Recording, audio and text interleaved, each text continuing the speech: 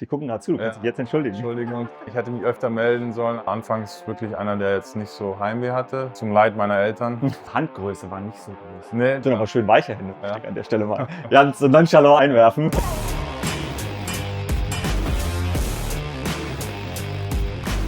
Ja, dann begrüße ich euch mal da draußen. Ihr seht's, wir sind im Signal Iduna Park in Dortmund mit Julius Welschow. Wo könnten wir passender sein rund um die Verkündung oder rund um die Präsentation der Partnerschaft Pittsburgh Steelers und Borussia Dortmund? Julius, schön, dass du da bist. danke für die Einladung, Ja. dass ich hier sein darf. Ja. Am Anfang wollte ich dir noch zum Anlass auch von den Steelers selber ein bisschen eine Gear Okay, mitbringen. Genau, okay. damit du auch ausgerüstet bist Geil, danke. für die Saison. Lyrik. Ja, Aber ich glaube, da musst du mich noch ein bisschen pumpen lassen. ja, Ich hätte noch ein bisschen Oberarm. ein bisschen, aber wird schon. Aber da reden wir auch noch bei dir drüber. Das war ja auch ein Thema in deinem Leben. Mhm. Sozusagen, als du in die NFL gegangen bist, ein bisschen Muskulatur aufbauen. Auf jeden Kann Fall. man sich heute nicht vorstellen, aber war ein großes Ding für dich. Ja, das Ähm, war, Wir starten damit in unseren Podcasts, in Zukunft auch immer, dass ich für dich 3 Aussagen habe. okay, Und eine davon ist eine Lüge. okay, 2 sind wahr. okay. Und für euch da draußen gibt es dann auch im Verlauf dieses Interviews noch ein kleines Gewinnspiel. Julius hat natürlich ein Trikot mitgebracht. Gibt es von ihm unterschrieben, das Ganze. Aber dafür habt ihr vorher erstmal ein bisschen Spannung und Spiel. Ja, So, okay. Erste Aussage. mhm. Die Pittsburgh Steelers haben einen Pro Football Hall of Famer, der in Bayern geboren wurde. Das ist tatsächlich, durch Zufall habe ich das erfahren. Ich habe irgendwann mal in meinem Lockerroom einen Brief bekommen von einem Fan und der hat mir gratuliert bei den Steelers und hat mich dann ein bisschen aufgeklärt, dass die aus Bayern, O-Line hat er, glaube ich, gespielt, Genau. bei den Steelers war und ich wusste nicht, als ob es ein Prank war oder nicht und dann habe ich ihn wirklich mal hingesetzt und gegoogelt, weil ich dachte, ich war so Krass. stolz, dass ich der erste Deutsche bin. Ja. Nur dann wurde ich halt von einem Hall of Famer der war halt schon vorher da und das habe ich auch nicht gewusst. War auch so ein Fun-Fact, den ich nicht gewusst habe. Das ist richtig gut. Ich habe dir auch ein Ja. Foto mitgebracht. Ihr seht es jetzt auch schon mal. Ja. Ernie Staudtner. Ernie, ja. Tatsächlich in den 60ern bei den Steelers gespielt, war Mhm. dann sogar Trainer und ist auch in Bayern geboren. Ja, Das das war ich auch verwundert. Ja. Absolut, das ist krass. Also wir haben ja NFL in Deutschland schon lange übertragen. Ich muss gestehen, ich wusste vorher Ja, von dem wohl Ich nicht. dachte, Also, Björn Werner wäre einer der ersten. Ja, genau. Markus Kuhn, Ja. aber anscheinend. Ja. es ist aber auch so, das hast du auch am College wahrscheinlich gemerkt, in Amerika haben super viele Menschen deutsche Wurzeln. Ja, das auf jeden Fall. Jedes Mal sagt mir immer jemand so, da weiß ich immer nicht, ist es jetzt so 6. Grades oder Ja, ja. wie, aber viele Mhm. haben auch so deutsche Nachnamen, wo man auch sieht, dass deutsche Wurzeln da sind. Ja. Okay, Ja. 1 von 1. Du liegst richtig. Zweite Aussage. Wie Troy Polamalu Aha. habe ich auch einen Werbedeal für Shampoo. Also es würde auf jeden Fall, also könnte ich mir vorstellen. Also ja, kann ich mir vorstellen. Vielleicht damals mit dem Bart auch noch. So Okay, 2 ja. for 1. Sa Aber- du bist sehr charmant. Ja. Sei ehrlich, eigentlich denkst du dir aber auch, aber eigentlich bist du nicht bekannt genug. Keine Ahnung, so bei Pro7 mal ein bisschen. Ja, vielleicht. nee, tatsächlich. Ich habe mal was für einen Bart gemacht, tatsächlich, mit Braun, die so Bartschneider haben, aber für Haarshampoo Ja. hat es noch nicht gereicht. Okay. Also würde ich sagen, eine Zukunft halbe dann richtig. noch, ja. Ja, stimmt, genau. Falls das jetzt jemand sieht, Ja. let's go. I'm ready for this. Und die dritte Aussage, Mhm. der Kraftraum der Pittsburgh Steelers. In dem habe ich schon mal gestanden und eine 5-Kilo-Hantel gepumpt. Also wenn du jetzt gesagt hättest, 30 Kilo hätte ich es nicht geglaubt, aber 5, ja, ich kann mir vorstellen, wenn du schon mal in Pittsburgh warst. Es ist tatsächlich so. Ja. Es ist ein super geiler Kraftraum. Ja, ich weiß nicht, wann warst du da, weil der wurde jetzt nochmal neuer. Der ist jetzt sogar noch. Ich war schon, da war er gerade neu in dem Jahr. der Genau. ist Spitze, ja. Super modern. Ja. Dann gab es damals auch von Harrison immer die Videos, Mhm. wie er drin Ja. gepumpt hat. Der kommt auch bei den Camps immer ab und zu noch. Also ist schon Ach, krass. eine Maschine in Ja. Person. Ja, Nach der Trope dann. ja, immer. ja, noch ja. ein Trope, ja. Ja, da quatschen wir gleich noch ein Ja, bisschen drüber. ja. Okay, sehr guter Einstand, würde ich sagen. Du hast eigentlich 2,5 richtig. Muss ich mir schwere Fragen, was denken Der wir Deal nächstes Mal? kommt noch mit den Haaren. Ja, bitte. Ja. Du, lass du lang wachsen. Ja. Hast du schon mal drüber nachgedacht? Ich würde irgendwas machen, entweder ganz kurz Mhm. fürs Camp, weil Mhm. ein Kumpel von mir meint, du bist jetzt noch jung, weiß nicht, Aiden Hutchinson, Ja. der macht ja auch viel mit seinen Haaren, mal kurz, Stimmt. mal lang. Und der meinte, ich soll jetzt auch mal kurz machen. Deswegen vielleicht fürs Camp dann. Ja. Krass, kennt ihr alle. Hoher Pick, Mhm. spielt bei den Detroit Lions. Mhm. Ihr wart gemeinsam in Michigan am College. Genau. Hast du mit dem so auch einfach zwischendurch mal noch Ja, Kontakt? also ich war bei ihm auch beim Draft dabei. Ja. Er hat mich eingeladen.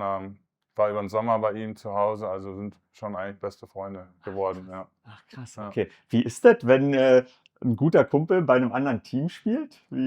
War auf jeden Fall cool. Wir haben ja die Lions gespielt am letzten Spieltag. Ja. War auf jeden Fall cool. So, wo ich rausgelaufen bin, war er sich schon am Warmmachen. Ist schon irgendwie dann auch cool, so 5 Jahre im College und dann sich so nochmal zu treffen auf dem NFL-Feld. Auf jeden Fall auch, sag ich mal, der coacht mich auch gern. Also wenn ich Fragen habe und so, da kann ich auch immer zu ihm kommen. Also ist schon cool, so einen Kumpel zu haben, der auch einem so weiterhelfen kann. Total. Und du hast den Weg dahin auch gemacht. Und darüber wollen wir jetzt erstmal am Anfang ein bisschen sprechen.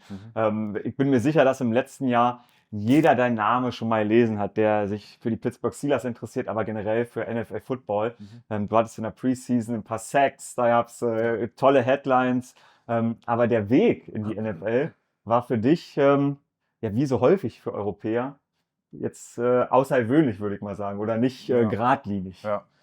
Fang doch mal an in Miesbach. Ja, also Miesbach, eher südlicher Gegend, 20 Minuten vom Spitzingsees Skigebiet. Also ich war aufgewachsen als Skifahrer, auch viel Rennen gefahren, für 12 Jahre lang Fußball gespielt, bisschen Tennis und Football eigentlich gar nichts von gehört und kennengelernt, weil damals, sag ich mal, war es auch nicht wirklich so übertragen am Fernsehen. Ja. Und dann durch Zufall nach der Realschule in die USA gegangen zu einer Gastfamilie. Und mein Gastvater meinte, bist 2 Meter groß, kannst gut laufen, du sollst vielleicht mal Football spielen. Hast eine Chance mit der College Football. Und dann habe ich nur dran gedacht, damals war der Traum Fußballer. Ich sage mal jetzt beim Dortmund, ist glaube ich jetzt auch keiner, der mit 16 anfängt Fußball zu spielen und denkt, der wird dann auch Profi. Deswegen dachte ich mir auch, ich habe jetzt hier spät angefangen. Fußball ist oft so, du musst anfangen, wenn du 5, 6 Jahre bist, um es wirklich aufs Top-Level zu schaffen.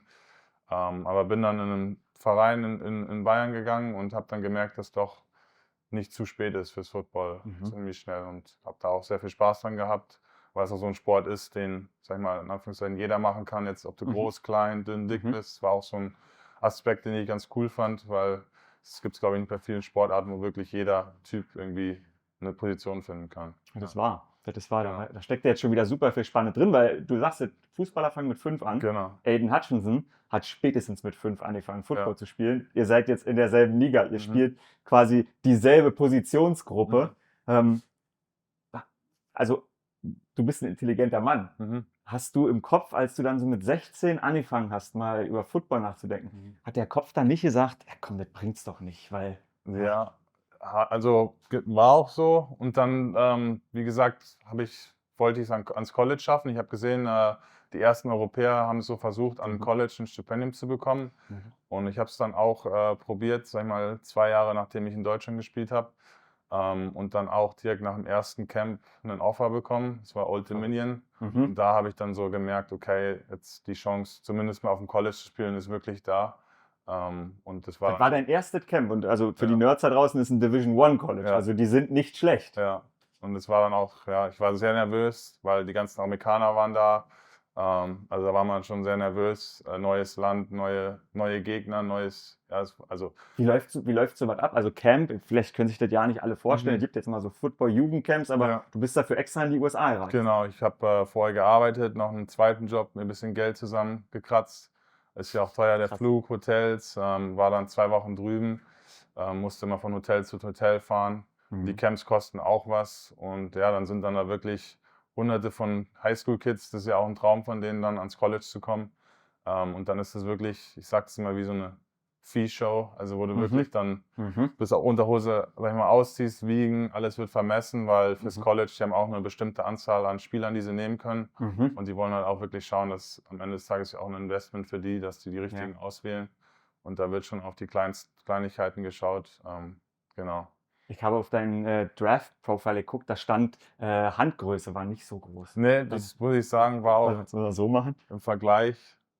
Für meine Größe sind sie. Tatsächlich, also ich habe lange Finger, wird mir gesagt, aber wir sind nicht so weit auseinander. Nee, leider. Also ja gut, leider, also sind aber schön weiche Hände, an der Stelle mal. Ganz nonchalant einwerfen. Also die Länge vom Arm, glaube ich, ist also Aiden und ich haben auch irgendwie gemerkt, wir haben die komplett gleichen Maße. Aha. Der eine ist halt ein Second Overall. Ja, genau. Ich war jetzt hier gesigned, aber es sagt auch wieder, dass, sag ich mal, man braucht zwar bestimmte Maße oder ist vorteilhaft. Ich meine, es war bei mir auch vorteilhaft, dass ich 2 Meter groß bin und bestimmte Maße habe bei diesen Camps, so ein Eyecatcher. Ja. Du warst super schnell, dein Dann 40-Yard-Dash genau. 4,66, glaube ich. Ja, die Zeit, das war dann auch so der Faktor, okay, der ist 2 Meter, aber kann trotzdem noch sich relativ gut bewegen. Das sage ich auch zu vielen Leuten immer, es ist oft nicht wichtig, sag ich mal, stark zu sein und massiv auszuschauen, weil das am College die Coaches sehr leicht, sag ich mal, Gewicht draufpacken können, aber jetzt flexibel zu sein und schnell zu sein, ist sowas, was man, sag ich mal, weniger coachen kann, als Gewicht draufzulegen. Und flexibel meinst du in dem Fall wörtlich, also es geht um Pliability, nennen es die Amerikaner. Du musst da, sag ich mal, so eine Stange heben und dann runter squatten, um zu schauen, wie flexibel. Und da sieht man echt Unterschiede, so die kräftig ausschauen, können dann wirklich 90 Grad und andere können da ganz runter. Mobility und so dann spielt dann eine Rolle. Ja. Wie sehr hat dir da eben vielleicht dieser verrückte Weg geholfen? Also Footballspieler spielen sofort Football. Du hast ja auch anderen Sport gemacht. Ich glaube, Skifahren war da auch sehr hilfreich. Es ist sehr viel Flexibilität, sehr viel mobil muss man sein. Und ich glaube schon, dass mir das da auch sehr viel geholfen hat. Ja. Das ist interessant. Darfst du jetzt noch Skifahren? Dürfte ich, glaube ich, schon. Ich war mein Freshman Year, wo ich zu Hause war nochmal, aber ich sage immer, selbst wenn ich es 12 Jahre gemacht habe, da braucht nur ein Huckel kommen, den ich nicht sehe und dann ist vielleicht das Band irgendwie angerissen. Deswegen, ich muss auch sagen, ich hatte ein bisschen so ein Burnout nach 12 Jahren. So. Das hat dann irgendwann auch gereicht. Und das habe ich auch gemerkt beim Football am College. Viele, die wirklich mit 5 anfangen und 17 sind und dann ans College kommen und vielleicht nicht gleich spielen, haben dann auch so Frustration und dann gehen sie lieber Party machen und feiern. Ja. Und ich war einer, der jetzt 2, 3 Jahre erst gespielt hat und das hat mich nicht so gereizt. Ich wollte eher beim Football noch weiterkommen und ich glaube, das war auch ein Vorteil für mich, dass ich mich da nicht ablenken habe lassen von anderen Sachen. Für dich war das richtig spannend, um salopp zu sagen. Ja. Weil ich noch nicht alles gelernt habe, wie vielleicht andere, die schon 12 Jahre dabei waren. Das ist wirklich interessant und macht Mut, glaube ich, für Menschen, die einfach selber vielleicht mit 20 noch nicht genau wissen, was sie machen wollen. Das ist nie zu spät. Ja. Super cool. Jetzt ist noch eine schöne Geschichte, die habe ich schon mal gelesen, dass du hast gesagt, du hast angefangen in München bei den Razorbacks, glaube ich. Cowboys. Cowboys, Cowboys. Rosenheim. Ja, Rosenheim Razorbacks, genau. Und da hast du erst als Tight End angefangen. Genau, ja. Weil man Bälle fangen will. Weil man sieht, wenn man Football eingibt in YouTube, dann sieht man oft die Leute, die Bälle schmeißen und fangen. Und für meine Größe war auch der Tight End eine gute Position. Und dann meint mein Coach Defensive End und ich wusste gar nicht, was die Position macht. Hab's dann aber probiert, dann konnte ich beide spielen, Offense und Defense. Und habe dann auch relativ schnell gemerkt, wo ich dann bei der Bayern-Auswahl ausprobiert habe, dass beim Defensive End einfach war ich mehr confident und ja, so Routen laufen und sag ich mal, hatte ich nicht die Erfahrung und war da auch nicht so selbstbewusst wie als Defensive End und habe mich dann eher für die Defensive End Weg entschieden. Ja. Du warst in diesem Austauschjahr in den USA, hast da das erste Mal Football gesehen. Was würdest du sagen? Wie sehr bist du schon, also du spielst in der NFL, aber trotzdem kannst du für dich selber, glaube ich, einschätzen, hast du alle Aspekte dieses Spiels schon so verstanden wie, also niemand versteht sie wie ein TJ Watt, aber ich nehme den jetzt einfach als Beispiel, und Aiden Hutchinson. Ja. Wie schnell hast du das geschafft aufzuholen? Bist du da schon bei 90% oder kann ich sagen? Am Anfang auf jeden Fall sehr, sehr viel hinterher im College. So die ersten 1, 2 Jahre musste ich schon wirklich sehr viel aufholen. Aber selbst inzwischen, ich merke es dann immer so, weiß nicht, im Training, wenn TJ irgendwas sagt, so als wäre das so für ihn so selbstverständlich, wo ich denke, habe ich noch nie gehört oder ist neu für mich. Also ich merke das schon, dass ich da noch vielleicht nicht hinterher bin für die Basics, aber dass es doch noch so Aspekte gibt, wo ich gar nicht dran denke oder von der Sichtweise sowas sehe. Also ich lerne da schon immer noch was dazu. Ja. So, und dann warst du am College. Also da bin ich jetzt gedanklich, weil ich das einfach wirklich so spannend finde, diese Anfangszeit. Und dann bist du in Michigan ans College gegangen. Das ist für den Kopf ein sehr gutes College, also educational, ein sehr anspruchsvolles College, aber auch sportlich. Einfach wirklich eins der Big Colleges in den USA. Wie ist das passiert? Waren einfach deine Werte so gut oder wie? Genau, es ist so, du kriegst so ein erstes Offer und dann braucht es oft, sag ich mal, eine große Schule, die dir auch was anbietet und dann kommen die so alle so, sehen das, okay, der hat jetzt von der Schule ein Offer, das muss ja irgendwie gut sein. Das ist wie so eine Schneeballeffekt. Ja, genau. Und das kam dann auch relativ spät, also in Anführungszeichen. Ich war ursprünglich bei Georgia Tech, hatte ich schon zugesagt. Mhm. Und ich weiß noch, das war bei der Weihnachtsfeier, wo ich noch gearbeitet habe, kam dann der Anruf von Michigan. Musste ich kurz rausgehen vom Restaurant. Da warst du wieder in Deutschland. Ja, ja. Weil ich habe dann mir gesagt, okay, ich arbeite jetzt noch 2 oder so lange, bis ich halt ans College komme. Habe dann gearbeitet. Ich habe eine Industriemechaniker-Ausbildung gemacht und Ja. habe dann noch gearbeitet. Genau, und dann kam von Michigan das Offer später. Krass. Und ja, ich muss auch sagen, ich glaube damals, da ich immer noch ziemlich neu war und College Football nicht so ja, viel angeschaut habe, Mhm. war mir, glaube ich, auch gar nicht bewusst, wie groß wirklich Michigan Ja. ist, weil Leute oft fragen, so wie war es so Michigan? Und ich glaube, es war vielleicht auch gut, dass ich es nicht Ja. wusste, dass es da hat dann so, ich hatte mir selber nicht so viel Druck gemacht, weil ich vielleicht auch nicht wusste, so, ja, so jetzt zum Beispiel, wenn einer jetzt noch nie Fußball gesehen hat und Dortmund, Ja, genau, und Dortmund. der denkt, okay, Dortmund ist einer der Top-Teams in Deutschland. Mhm. Es war wahrscheinlich gut, dass mir das nicht so bewusst war in dem Moment, ja. Wie war das Campus Live? Es war auf jeden Fall, man kommt aus Deutschland, ist so einer, der im Training immer, sag ich mal, rasiert oder Mhm. einer der Besten ist. Und dann ist man auf einmal im Team mit wirklich 100 Spielern, die alle ja, schon 10 plus Jahre gespielt haben. Mhm. Und dann wird man dann schnell wieder auf den Boden der Tatsachen abgeholt, dass man wirklich noch einen langen Weg vor sich hat. Ja. Mhm. Und wie hast du geschafft, dass du im Kopf ja, fresh geblieben bist, Ja, nenn ich's mal? also ich habe es halt versucht, so realistisch anzugehen. So, ich habe mir gesagt, okay, ich bin jetzt aus Deutschland das erste Jahr da. Ich habe meine Erwartungen jetzt nicht gesetzt, okay, ich werde jetzt die erste Saison gleich spielen, Ja. wie vielleicht andere Leute, die aus der Highschool gekommen sind, sondern ich habe mir wirklich versucht, realistische Ziele zu setzen, sag ich mal, schulisch auch, Mhm. die Nachhilfe anzunehmen, die angeboten wird. Mhm. Beim Training, man ist oft das erste Jahr, sag ich mal, im Scout-Team. Ja. Da sind viele frustriert, aber ich habe es so als Opportunity genutzt, um dann vielleicht auch noch zu lernen, weil ich spiele dann gegen die Besten. Ah, Genau, guter weil Aspekt, ich ja. mache halt den Look-Team für die O-Line, und da einfach noch weiter zu lernen und nicht frustriert einfach ja, den Tag so Hast vor aber sich gleich hergehen zu gespielt. lassen. Ich meine, 6 Spiele waren es, glaube ich, im ersten Jahr jetzt aus der Erinnerung, da waren es 12 im zweiten Jahr. Ja, Also, also ich habe ein bisschen dann schon gespielt und ja, dann, sag ich mal, ja, beeindruckend. ich habe halt versucht, mir realistische Ziele zu setzen und es waren auch immer, sag ich mal, immer kleine Erfolgserlebnisse, weil wenn man sich das Ziel setzt, Startspieler, ich habe halt versucht, mir so kleine Ziele zu setzen, um dann immer auch so Erfolgserlebnisse zu bekommen. Ja. Wie schwer ist es dir gefallen, von zu Hause wegzugehen? Ich muss sagen, ich war anfangs wirklich einer, der jetzt nicht so Heimweh hatte. Vielleicht zum Leid meiner Eltern. So. Ich hätte mich öfter melden sollen, als ich. Die gucken gerade zu, du kannst Ja, dich jetzt entschuldigen. Entschuldigung. Ich glaube, jetzt mache ich einen besseren Job. Stimmt, du warst jetzt auch, sprechen wir gleich noch, du Ja, warst zu Hause. Ja. ich glaube, das ist auch der gute Einfluss von meiner jetzigen Verlobten, die oft Ja. immer sagt, ruf doch mal jetzt hier an. Ach cool, Ja, okay, ja. ja. Aber damals, das muss ich auch sagen, war, sag ich mal, sehr beschäftigt mit Schule und dann hat man abends oft Zeit, aber dann ist schon dann ist hier Mitternacht. So. Ja. Das war oft auch mit Zeitumstellung leider. Aber ich habe versucht, das Beste zu machen. Ja. Interessant. Ja.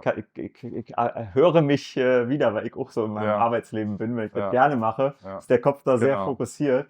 Ja. Ja, krass, hat sich richtig gelohnt. Ja. Sag noch zum Schluss, bevor wir so den College-Bereich abschließen, obwohl ich noch 100 Stunden mit dir weiterreden könnte. Jetzt wird es immer häufiger, dass Spieler transferen, weil das auch alles geöffnet ist. Ja. Du kannst dich richtig wie auf eine Transferliste eintragen. Zu deiner Zeit war das natürlich auch schon ein Thema, aber da kam das erst noch. Ja. Wieso hast du gesagt, hey, ich gehe nach Colorado für das letzte Jahr? Ja, es war, wie gesagt, neue Coaches bei Charlotte, Michigan. Entschuldigung. Genau, Ja, Charlotte, ja. Bei Michigan und die, sag ich mal, ist ja beim Fußball vielleicht auch manchmal so, die haben andere Vorstellungen, andere Schemes und da habe ich dann gemerkt, okay, die haben jetzt für mich nicht so mit eingeplant. Und bei Charlotte waren auch, würde ich sagen, an der Defense, der Head Coach, Defensive Coach, Defensive Coordinator, Position Coach, die kannte ich alle und das war für mich jetzt auch, sag ich mal, viele wollen dann immer noch an der Schule, die einen großen Namen hat, aber für mich war es wichtig, da wohin zu gehen, wo ich Leute kenne, wo ich dann auch nicht ein neuer Transfer bin, sondern schon Connections habe. Ja. Interessant. Was mich noch interessieren würde, wie viel hast du manchmal dann auch selber so Coaches vielleicht von deinen Trainingsmethoden, die du aus deinen anderen Sportarten kanntest, mal mitgegeben oder Mitspielern vielleicht sogar vielleicht noch eher? Also im Training? Genau, hast du quasi, wenn du mit einem Athletiktrainer unterwegs warst, sind die da offen für, dass du sagst, ey, ich habe Skifahren gemacht, ich habe so eine Übung gemacht? Ja, also jetzt so im Off-Season-Training sehr viel. Vor allem jetzt in der NFL muss man, sag ich mal, selber schauen, dass man sich fit hält. Und da kann man dann auch, sag ich mal, die haben oft einen Plan für einen, aber ich merke das schon so, dass mir bestimmte Drills oder bestimmte Übungen vom College, also vom Strength Coach oder auch Position Drill, sehr viel weitergeholfen haben. Dann kann man das auch so integrieren. Ja. Mhm. So, und dann sind wir im Draft. Da ist natürlich, also die Hoffnung ist immer da, dass man gedraftet wird, aber du wurdest nicht gedraftet. Genau. Wie hast du das an dem Tag aufgenommen oder an den 3 Tagen, beziehungsweise 2 Tagen, wo das passiert? War dir das klar? Wann kam ein Kontakt zu den Steelers dann wirklich zustande? Also es war mir klar, weil ich mich leider auch verletzt habe in Charlotte. Ja. Und wie gesagt, ich habe versucht dann auch immer realistisch zu bleiben. Und das war auch, ich habe dann einen Manager, der einem dann so berät und den ganzen Prozess. Und der hat mir dann auch gesagt, es wird wahrscheinlich jetzt eher vielleicht ein später Draft-Pick oder halt dann als Free Agent. Und so war es dann auch. Deswegen war jetzt auch keine große Enttäuschung für mich da. Und die Steelers und noch auch andere Teams kommunizieren dann schon im Vorhinein mit meinem Manager.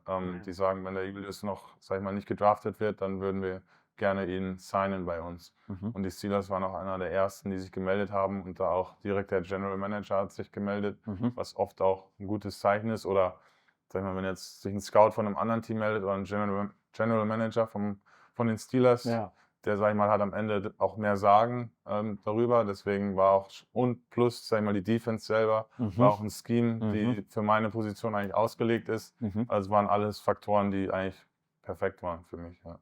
So, und dann würde ich sagen, reden wir noch über das, was in der Preseason war. Da gucken wir uns vielleicht erstmal einen schönen Moment an. Ihr seht den jetzt auch gleich nochmal, nämlich dein erster Sack, den wir da hatten gegen Buffalo. Und zwar, ich habe mit Live-Call mit dem gemacht. Also du hörst auch den Kommentator dazu. Third and 5 now for the Steelers, or for the Bills, as the Steelers try to get the ball back. And this time it's Ben DiNucci rolling to his left. Getting away, or no he doesn't. It's Julius Welschof, who is from Germany. Ja. War Ich sehe ihn schön strahlen. Ja, war ein cooler Moment. Ich muss sagen, ich habe erst gedacht, man hat es auch gesehen, ich habe es ein bisschen überlaufen. Deswegen. Okay, oh ja, warte mal. Ich mach's mal auf und du erklärst es mir. Interessiert mich tatsächlich. Du beißt sozusagen zu sehr auf den, Genau, den Pass, der schon ich kommt. habe gemerkt, dass der Tight End los will, deswegen bin ich zum Quarterback und bin dann vom Winkel her, weil wenn der Quarterback rausläuft, muss man manchmal bestimmte Winkel nehmen, sonst, sag ich mal, wenn er schneller ist, schaffe ich es nicht mehr, ihn einzuholen. Nicht mehr ran, genau. Genau, deswegen, und dann hat er auf einmal gestoppt und dann habe ich meinen Arm nur noch rausgehalten und habe versucht, so fest wie es geht, war fest genug? Ja, war dann am Ende fest genug. Und am besten finde ich eigentlich, wie die ganzen Teammates sich dann auch für mich freuen und meine Coaches. Ist eigentlich immer so das beste Gefühl, wenn die anderen für einen auch happy sind. Ja, stimmt. Also sind super schnell alle mit dran gewesen. Ich habe auch gesehen, TJ Watt hat auch drunter kommentiert. Habe ich auch nochmal mitgebracht. Die coachen mich dann auch, weil die spielen ja jetzt bei der Preseason nicht so viel. Genau, ja. Aber sind dann dafür umso aktiver, um uns wirklich direkt zu coachen danach. Und ja, das hat ihn wahrscheinlich dann auch für mich gefreut. Ja, das ist Coaching. Vielleicht will er jetzt Coach werden, weil er sich denkt.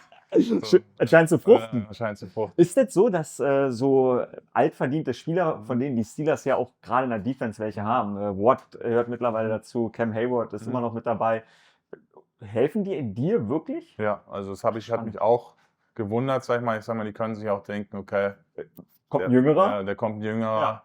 Vielleicht wird der nicht spielen oder was muss ich den coachen, wenn der Coach sind, aber die sind da wirklich. Also habe ich schon das Gefühl, dass sie es auch gerne machen, mit Leidenschaft und Spaß dran haben.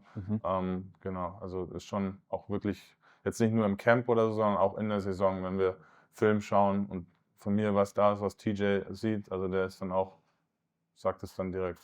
Richtig gut. Ja. Richtig gut. Ja. Dann habe ich auch noch, das zeigt dir auch noch mal, das Foto mitgebracht, wo auch eine Menge Support von der Mannschaft drunter war, als du deine Verlobung bekannt gegeben hast, mit Amanda. Genau. Ich darf den Namen sagen, genau. Ja.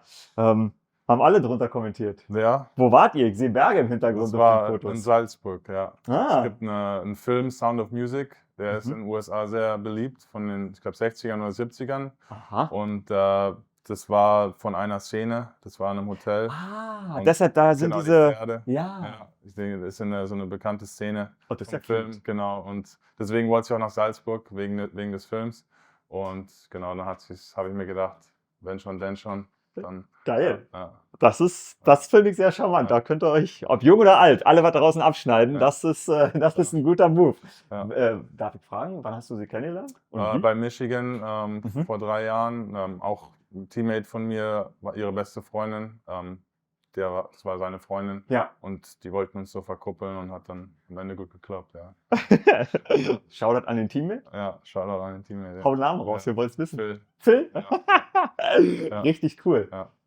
Oh, was haben die Eltern gesagt? Können die Englisch, deine Eltern? Ja. Ein bisschen? Also cool. die Kannst du haben- mit ihr auch unterhalten? Genau, Ja. haben sich sehr gefreut. Also, es ist eine nette. Richtig cool. Hat's okay bekommen, ja. Ja, geil.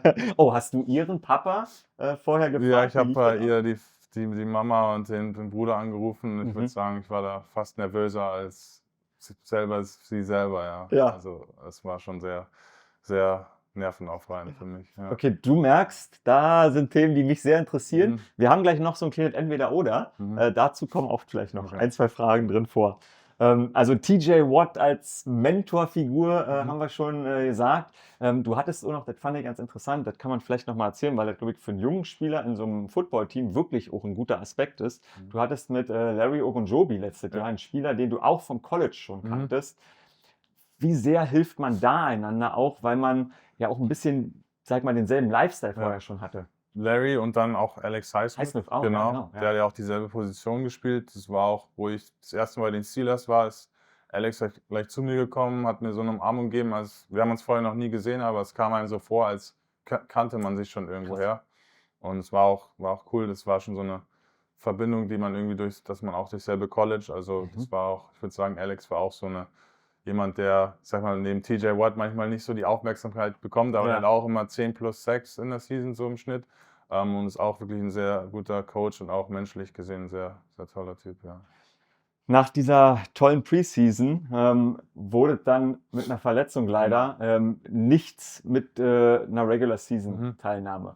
Wie hat sich's dann in den Wochen danach für dich verhalten? Weil, also man weiß das, man liest das immer wieder, dass Franchises auch manchmal dann sehr kalt sein können. Also man Ja. hat keinen Kontakt. Und Ja. da haben die Steelers sich wirklich anders verhalten. Genau, also die haben mir im Vorhinein schon gesagt, sie wollen auf jeden Fall, dass ich nach der Physio wieder zurückkomme. Haben auch gesagt, wenn es geht, in der Nähe meine Physio machen, weil manche gehen dann, keine Ahnung, nach LA oder Texas. Also da hat man dann schon gemerkt, dass die wirklich mich wieder zurückhaben wollen. Es hat mir auch dann, sag ich mal, ein gutes Gefühl gegeben, in die Reha zu gehen, zu wissen, dass dass die Nachfrage noch da ist, anstatt jetzt manche, wie gesagt, kriegen die kalte Schulter und merken dann jetzt, die haben kein Interesse mehr.